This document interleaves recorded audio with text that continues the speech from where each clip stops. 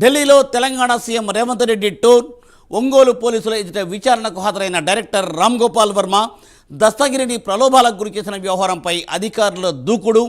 అక్రమ హోర్డింగ్లపై Hydraa commissioner Ranganath serious. ఆయా అంశాలపై ఢిల్లీ నుండి కళ, గుంటూరు నుండి రవికృష్ణ, తిరుపతి నుండి రవివర్మ, హైదరాబాద్ నుండి అజీం ఎక్స్క్లూజివ్ ఫీల్డ్ రిపోర్ట్ అందిస్తారు. Welcome to all. సో ముందుగా మనం ఢిల్లీ వెళ్దాం. ఢిల్లీలో తెలంగాణ సీఎం రేవంత్ రెడ్డి పర్యటిస్తున్నారు. పార్లమెంటులో ఏఐసిసి చీఫ్ మల్లికార్జున ఖర్గేతో ముఖ్యమంత్రి రేవంత్ రెడ్డి భేటీ అయ్యారు. తాజా రాజకీయ పరిణామాలపై చర్చించారు. కుల గణన, ఎస్సీ వర్గీకరణ అంశాలను మల్లికార్జున ఖర్గే దృష్టికి తీసుకెళ్లారు సీఎం రేవంత్. త్వరలో జరిగే బహిరంగ సభలకు రావాలని ఖర్గేను సీఎం ఆహ్వానించారు. ఆయన వెంట డిప్యూటీ సీఎం మల్లు భట్టి విక్రమార్క, మంత్రి ఉత్తమ్ కుమార్ రెడ్డి, పీసీసీ చీఫ్ మహేష్ కుమార్ గౌడ్ కూడా ఉన్నారు. దీనిపై ఎక్స్క్లూజివ్ ఫీల్డ్ రిపోర్ట్ ఢిల్లీ నుండి కళ అందిస్తారు. కళ. మూర్తి, దాదాపు రేవంత్ రెడ్డి పర్యటన, ఢిల్లీ పర్యటన చాలా బిజీగా 2 రోజుల నుంచి నడుస్తుంది. నిన్న సాయంకాలము తెలంగాణ సీఎం రేవంత్ రెడ్డి ఢిల్లీకి చేరుకున్నారు. ముఖ్యంగా రాత్రి డైరెక్ట్గా మనకు ఏదైతే ఎయిర్పోర్ట్ నుంచి డైరెక్ట్గా మనకు కేసీ వేణుగోపాల్తో ఆయన నివాసానికి రాత్రి వెళ్ళడం జరిగింది. అయితే సీఎం రేవంత్ రెడ్డితో పాటు మరికొంతమంది మంత్రులు కూడా ఢిల్లీకి రావడం జరిగింది. అయితే ఇక్కడ మనకు టీపీసీసీ అధ్యక్షుడు మహేష్ కుమార్ గౌడ్, తర్వాత మనకు ఉత్తమ్ కుమార్ రెడ్డి, మల్లు భట్టి విక్రమార్క, తర్వాత మనకు పీసీసీ ఈ దీప్దాస్ మున్షి గారు కూడా ఇక్కడికి రావడం జరిగింది. అయితే ముఖ్యంగా ఏదైతే పర్యటన ఉందో ఈ పర్యటనలో ముఖ్యంగా మనకు 4 ముఖ్య అంశాలుగా చెప్పవచ్చు. ఒకటి కుల వర్గీకరణ, తర్వాత ఎస్సీ వర్గీకరణ, తర్వాత క్యాబినెట్ విస్తరణ, మనకు స్థానిక సమస్యలు. ఈ 4 ఎజెండాతోటి ఈ సీఎం రేవంత్ రెడ్డి టూరు ఉందని అన్న అంశం మాత్రం చాలా క్లియర్ కట్గా మనకు తెలుస్తుంది. నిన్న రాత్రి జరిగినటువంటి ఏదైతే ఉందో కేసీ వేణుగోపాల్తో జరిగినటువంటి సమావేశం దాదాపు 1 గంట పాటు జరిగింది. ఈ గంట సమయంలో తెలంగాణకు గత కొన్ని రోజుల నుంచి జరుగుతున్నటువంటి పరిణామాలు, అంటే కొంతమంది ఎమ్మెల్యేలు కలిసి మీటింగ్ పెట్టుకోవడము, అదంతా కూడా మీడియా పరంగా కూడా కొంత బయటికి రావడము, తర్వాత ఈ అంశాల ప్రధాన అంశాలుగా ఈ సమావేశంలో చర్చించినట్లు తెలుస్తుంది.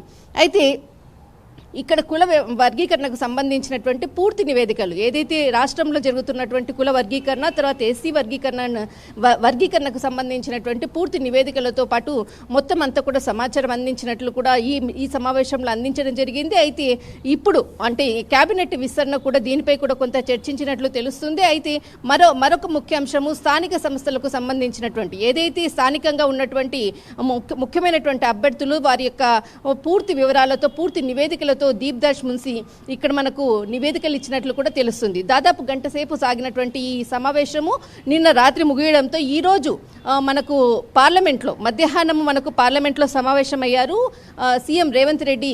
మనకు ఏఐసిసి పెద్దలైనటువంటి మల్లికార్జున ఖర్గేతో సమావేశమయ్యారు. అయితే ఈ సమావేశంలో ముఖ్యంగా మనకు క్యాబినెట్ విస్తరణపై కూడా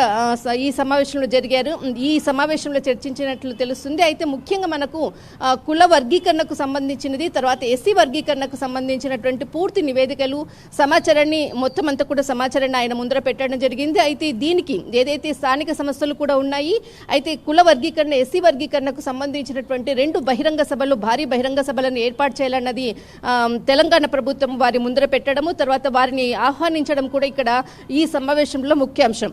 అయితే మనకు ఇక్కడ గజ్వేల్లో ఇక్కడ ఒక భారీ బహిరంగ సభను ఏర్పాటు చేయాలని, దీనికి ఈ సభకు రాహుల్ గాంధీని ఆహ్వానించడమే ముఖ్య ఉద్దేశం అనేసి ఇక్కడ గజ్వేల్లో జరిగేటటువంటి భారీ బహిరంగ సభకు రావాలన్నది, తర్వాత మల్లికార్జున ఖర్గేని కూడా ఈ సభకు రావాలి అన్నది కూడా ఏదైతే ఉందో ఎస్సీ వర్గీకరణకు సంబంధించింది. అయితే ఈ భారీ బహిరంగ సభల కొరకు మల్లికార్జున ఖర్గే గారిని కూడా ఆహ్వానించడం జరిగింది. అయితే ముఖ్యంగా ఈ సభలకు ఆహ్వానించడము, తర్వాత పూర్తి నివేదికలు కూడా ఇవ్వడము, ఈ నివేదికల్లో ఎక్కడా కూడా అంటే రాష్ట్రంలో ఉన్నటువంటి ప్రస్తుత పరిస్థితులతో పాటు తర్వాత విపక్షాలు విమర్శిస్తున్నటువంటి అంశాలను కూడా ఇక్కడ ప్రస్తావించడము అంతా కూడా ఈ సమావేశంలో జరిగినట్లు తెలుస్తుంది. అయితే ముఖ్యంగా ఏదైతే సమావేశం ముగిసిన తర్వాత అక్కడ ఉన్నటువంటి జర్నలిస్టులు, పార్లమెంట్ ఆవరణలో ఉన్నటువంటి జర్నలిస్టులతో కొంత చిట్చాట్లో కూడా సీఎం రేవంత్ రెడ్డి గారు కొన్ని విషయాలను కూడా మాట్లాడినట్లు తెలుస్తుంది. అయితే ముఖ్యంగా క్యాబినెట్ విస్తరణ తన చేతుల్లో లేదు, అంత కూడా సీఎం క్యాబినెట్ విస్తరణ ఎవరి చేతుల్లో లేదు, అదంతా కూడా అధిష్టానం చేతుల్లోనే ఉంది. వాళ్ళు ఎవరైతే పెద్దలు చెప్పినట్లు ఏదైతే పని చెప్తారో అది మాత్రమే నేను నిర్వహిస్తాను, క్యాబినెట్ విస్తరణకు తనకు ఎటువంటి సంబంధం లేదు, ఎవరి పేర్లు చెప్తే వాళ్ళ తీసుకోవడం జరుగుతున్నటువంటిది అన్న అంశాన్ని ప్రధానంగా ఈ చిట్చాట్లో చెప్పడం జరిగింది. అయితే ఇక్కడ మనకు జైల్లో అంటే ప్రతిపక్షాలను ఎవరైతే ఉన్నారో మనకు బీఆర్ఎస్కి సంబంధించినటువంటి వారి గురించి సీనియర్ జర్నలిస్టులు అడిగినటువంటి ప్రశ్నకు కూడా సమాధానం చెప్తూ వీరిని త్వరగా అరెస్ట్ చేయాలన్న ఉద్దేశం మాకు లేదు, ఎవరిపై కూడా వారికి సంబంధించినటువంటిది అరెస్ట్ చేయాలన్నటువంటిది లేదు, మొత్తం చట్టం తన పని తను చేసుకుంటూ వెళ్తుంది, ఎవరిపై దురుద్దేశపూర్వకంగా వారిని అరెస్ట్ చేయాలన్నటువంటిది లేదన్నటువంటిది కూడా ఇక్కడ ఈ యొక్క చిట్చాట్లో చెప్పడం జరిగింది. అయితే ఎవరిపై కూడా వ్యక్తిగత నిర్ణయాలకు దూషణలకు ఎప్పుడూ ఉండవు, కానీ వారు చేసినటువంటి పనుల వల్ల చట్టం తన పని చేసుకుంటూ వెళ్తుంది, కానీ అరెస్టులు అంత త్వరగా జరగవు అంటూ కూడా చెప్పడం జరిగింది. కానీ క్యాబినెట్ విస్తరణ త్వరలో ఉండదు, ఖచ్చితంగా కొంత సమయం పడుతుంది అన్నటువంటి అంశాన్ని మాత్రము చాలా స్పష్టంగా చెప్పడం జరిగింది. దీన్ని బట్టి స్థానిక సంస్థల అనంతరమే ఈ క్యాబినెట్ విస్తరణ ఉండవచ్చు అన్నటువంటి ఊహాగానాలు కూడా వినపడుతున్నాయి. అప్పటి వరకు కూడా క్యాబినెట్ విస్తరణ ఉండదు అన్నటువంటి ఒక క్లారిటీ మాత్రము ఇచ్చినట్లు కూడా సమాచారం అందుతూ ఉంది. మూర్తి, థ్యాంక్ యూ కళా madam, thanks for exclusive field report.